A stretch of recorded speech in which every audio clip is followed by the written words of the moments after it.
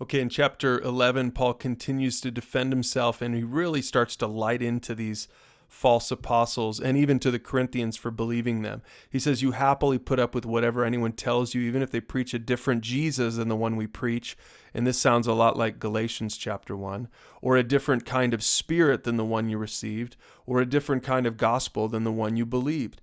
But he says this, "I don't consider myself inferior in any way to these quote unquote super apostles who teach such things." Now, again, there's certainly a lot of sarcasm probably in his tone here. He says, "I may be unskilled as a speaker, but I'm not lacking in knowledge. We have made this clear to you in every possible way." So again, whoever these super apostles were, these false apostles, whoever these guys were, they were probably pretty good, rhetorical speakers. They probably were sort of silver-tongued, and so they were fooling a lot of people. And Paul says, guys, listen, these guys are not who you think they are. Don't listen to them. He says these guys are false apostles. They're deceitful workers who disguise themselves as apostles of Christ. But I'm not surprised. Even Satan disguises himself as an angel of light. So it's no wonder that his servants also disguise themselves as servants of righteousness. In the end, they will get the punishment that their wicked deeds deserve. Those are fighting words right there. Paul feels very, very strongly about this.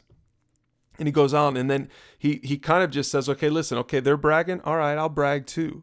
He says, are they Hebrews? So am I. Are they Israelites? So am I. Are they descendants of Abraham? Me too. Are they servants of Christ? I know I sound like a madman, but I've served him far more. And he says, I've worked harder, I've been put in prison more often, I've been whipped times without number and faced death again and again. And you can read some more of his little personal story as a missionary here. It's a pretty powerful sort of testimony to all the different things that he's gone through for the sake of Christ. And his whole point then is to say that, if they think they've got something to brag about, in earthly terms, I do even more, but wait for it, because he's not done. He says, then besides all this, I have the daily burden of my concern for all the churches. Who is weak without my feeling that weakness? Who is led astray, and I do not burn with anger? And so Paul now gets real fatherly here, and he says, guys, it's not just all this physical stuff that I've been through, but it's this emotional stuff. Like, I have this deep burden. And any parent who has kids in trouble, any parent who has kids that have wandered away, you know what he's saying here. He's saying, I have this deep paternal burden for all of my children, all of my churches. When you feel weak, I feel weak. When you're led astray, I burn with anger. And you can see that he's burning with anger even here in these words. And he says this in verse 30 then. He says, but if I must boast, I would rather boast about the things that show how weak I am.